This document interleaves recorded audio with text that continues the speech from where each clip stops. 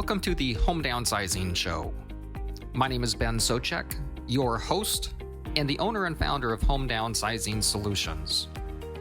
With the Home Downsizing Show, I want to provide you the information and resources to make the downsizing of your house stress and hassle-free.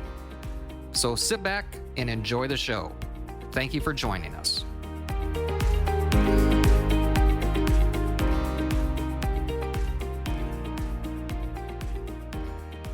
Good morning, and thank you for tuning in on this episode of the Home Downsizing Show. My name is Ben Souchek, the owner and founder of the show, as well as Home Downsizing Solutions, where we specialize in assisting seniors or their families in transitioning from a house to a smaller home or apartment community and making it easy for that transition to happen. On this episode of the Home Downsizing Show, I'd like to cover another topic that I cover in my book, Home Downsizing Secrets, that I think is pertinent to a lot of individuals that we work with, which is going over the options for selling a house. I think a lot of people only think they have one option to list and sell their house with a real estate agent. Just to disclose, I am a licensed real estate agent. I don't practice much as an agent, but I do have a real estate license, so I want to disclose that. But I think a lot of people think that they have to utilize a real estate agent to sell a house, and that's not always the case. It just depends on what is best for your specific circumstance. So having said that, I'll kind of go through the high points in the book that I discuss about the options for selling a house. The first step is, have you decided that the time has come to sell the house? Or have things happen in the family that maybe adult children or friends of the family have decided that it's time for a senior or a parent or loved one to sell their house and transition to senior living? If someone wants to sell a house, they do have a few options. They can enlist the assistance of a real estate agent. They can market the house for sale by owner, or they can also call a company that buys houses. First, we'll discuss utilizing a licensed real estate agent. Using a real estate agent to put your house on the market is a very common way to sell a house. Being able to have your house on the multiple listing service, or the MLS, which also then pushes your house listing information to multiple other online sites, definitely has the advantage of getting your house in front of potentially thousands of other agents, much less the multiple thousands of potential buyers. Working with a real estate agent and listing your house, as with most anything, has its positives and negative aspects. The biggest positive aspect, as mentioned above, is it can expose your house to a large potential market of buyers and their agents. They can also reduce some of the stress of selling a house by having your agent communicate with the buyers and their agent, as well as taking care of any paperwork with the transaction so that you or your family does not have to. Some of the items that you want to keep an eye on in regards to working with an agent are: is the agent marketing your house as well as they can or should be? Or are they just literally sticking a sign in the yard, putting your information on the MLS, and waiting for something to happen? Or worse, are they putting the wrong information in the multiple listing service? This can and does happen. Are they ensuring your listing information is getting pushed to all of the online sites that it can or should be for maximum exposure for your property? Are they placing pictures on the MLS that look great, professional, and show your house in the best light possible? Or are they cutting corners and give the appearance to potential buyers that your house is in worse condition than it actually is? When potential buyers are looking online, and typically all buyers start this way, you want to make sure your house looks as good as it possibly can. Top agents usually use a photographer to provide this service to get the best pictures possible. Is the agent utilizing all of the technology available and creating videos, virtual tours, and depending on your property, pictures with a drone? Are you prepared for other potentially stressful times when listing your house? There's the issue of getting and keeping your house in show-ready condition. When agents are showing prospective buyers houses and decide at the last minute they'd like to see yours, are you willing to accommodate them? Will you mind evening or weekend showings? You may not want to deal with these last-minute showings, but you never know when the one might want to look at your house. Do you mind total strangers who may or may not be serious buyers walking through your house? Especially when it comes to open houses, you, or the agent, doesn't have complete control over who goes through your house.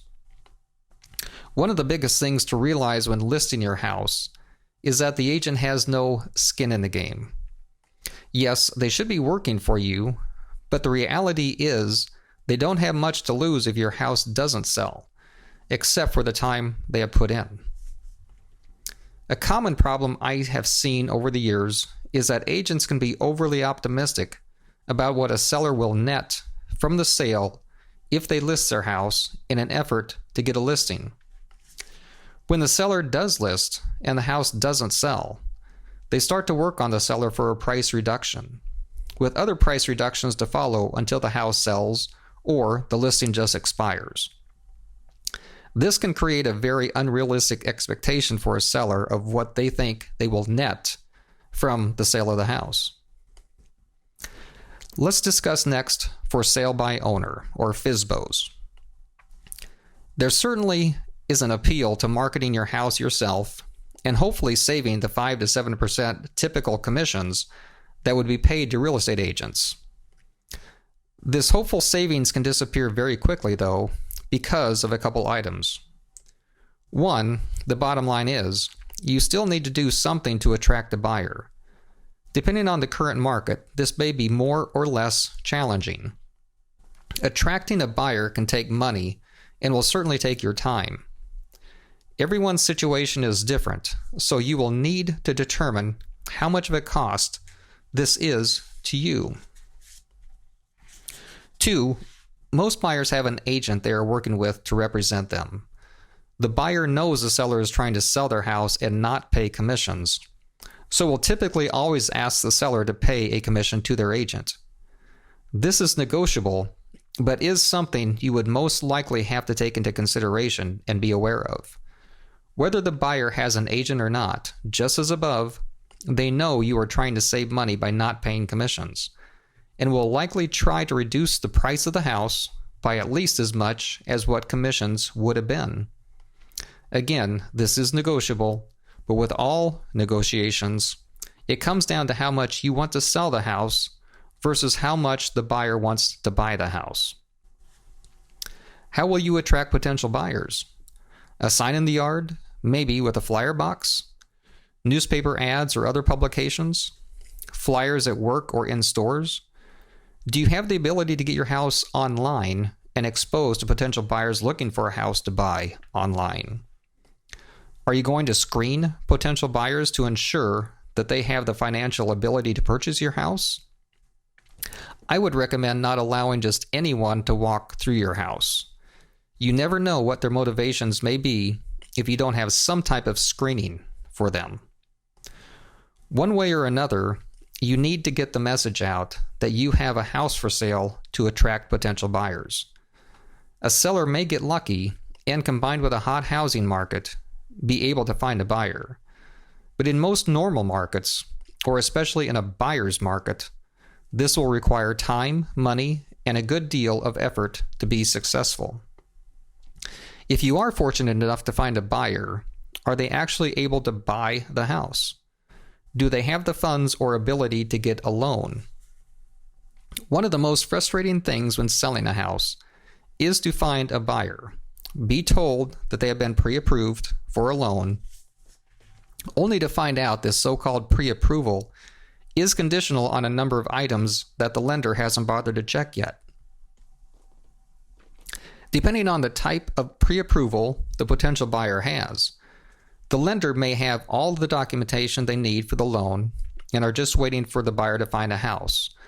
Or they may have provided the conditional pre-approval based on asking the buyer a few questions online or over the phone. But to actually be approved for the loan, the buyer will need to supply a number of items to show they can actually qualify for the loan. By the way, this can happen with buyers when listing a house with an agent also. When the agent doesn't know what they should be asking of the buyer and their agent, I would always want my agent to have the authorization to communicate with the buyer's lender so that they know the status of the loan. Depending on the current economic and lending climate, loans may be more difficult for buyers to secure. The banks and underwriters may get more selective of who they give loans to. There are a number of economic variables that dictate the home lending climate. Now we'll discuss selling to a home buying company. Selling your house to a company that buys houses also has its positives and negatives.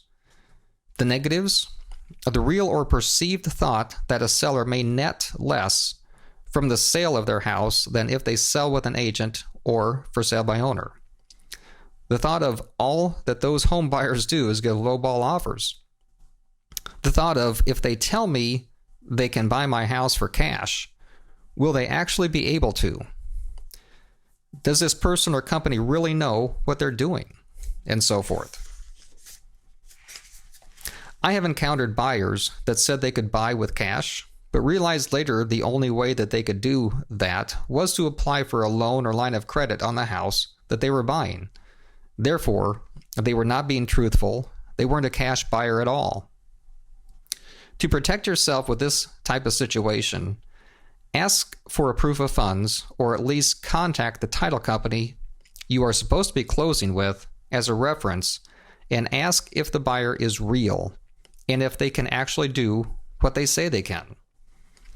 Some buyers will also make an offer on a house, then nickel and dime a seller by deducting the closing costs, fees, etc., like an agreement through a real estate agent would after the fact, sometimes significantly changing the net amount a seller thought they would receive from the sale. Some buyers will give a seller an offer for their house, even without looking at the house. A seller should look at this with a lot of skepticism and ask the question of how would this potential buyer be able to make an offer without even seeing the house. I have written another entire chapter about how to find a real home buyer later in my book, Home Downsizing Secrets, and that we'll cover in another episode of the Home Downsizing Show. The positives of working with a real home buying company is that you can sell your house quickly or when you want to without the typical stress or hassles of listing a house. With my company, Home Downsizing Solutions, we can close as soon as the title and closing company checks title and prepares closing paperwork. We have actually closed transactions in as little as 24 hours from getting a purchase agreement to the title company. The buyer can close on the house, giving the seller the peace of mind that the house is sold, but allow the seller to remain in the house until they are ready to move, or their new home or apartment is ready to move into. A good home buying company will buy houses as is and will not come back and nickel and dime a seller unless an inspection shows items that the buyer's own inspection would not be able to discover, such as a foundation inspection or other potentially hidden item. The seller will be allowed to leave whatever stuff they may want to leave in the house when they move. No having to order a dumpster or go through stuff that the seller just doesn't care about. The seller is able to take the things they want to take, sell the things they want to sell, and leave the rest. And the seller doesn't have to worry about leaving the house spotless, like when selling to a traditional buyer. A great home buying company can customize or tailor an offer or solution to what a seller really needs. Sometimes these needs are different than just a cash purchase. And it takes a true professional company to be able to provide the best offer and solution for each seller and their specific circumstance. Let's discuss creating a passive monthly income from your house. We've worked with numerous sellers that didn't need to get the cash out of their house immediately, but instead wanted to create a monthly income stream from the sale of their house. This also allowed the seller to get a higher price for the house than if we needed to pay cash right away at closing. A good professional company will have experience working with probate or estate situations and be able to provide a great service to assist a seller in navigating these types of situations. With my company, Home Downsizing Solutions, we are also able to assist in finding a move manager and moving company to make the transition to a new home or apartment as stress and hassle-free as possible. Another primary benefit that a professional home buying company provides is that you are in more control of the sale of your house. You decide when to sell. You decide when to move. In general, when working with a great professional home buying company, the sale of the house and transition to a new home or apartment can be much easier and less stressful than selling in a traditional manner with a real estate agent. As mentioned earlier, how you sell your house all depends on the benefits a particular real estate professional provides and the value you place on those benefits. And that will conclude that topic, and will conclude this episode of the Home Downsizing Show. And again, if you'd like a free copy of Home Downsizing Secrets, just go to homedownsizing-secrets.com, or you can call my office, toll free 855-291-5005.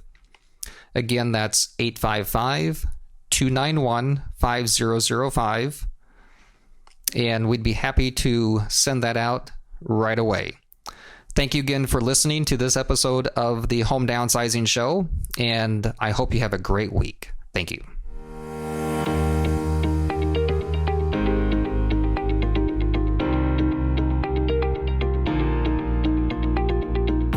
Thank you for listening to this episode of the Home Downsizing Show. For additional information and resources on home downsizing, just go to homedownsizing-blueprint.com. That's homedownsizing-blueprint.com. Or if you're ready to sell your house and downsize, just go to homedownsizing-solutions.com. That's homedownsizing-solutions.com. And if you have ideas to improve our show, or topics that you'd like us to cover, or have any questions that we can answer, just call our office, toll free, 855-291-5005. That's 855-291-5005. Thank you.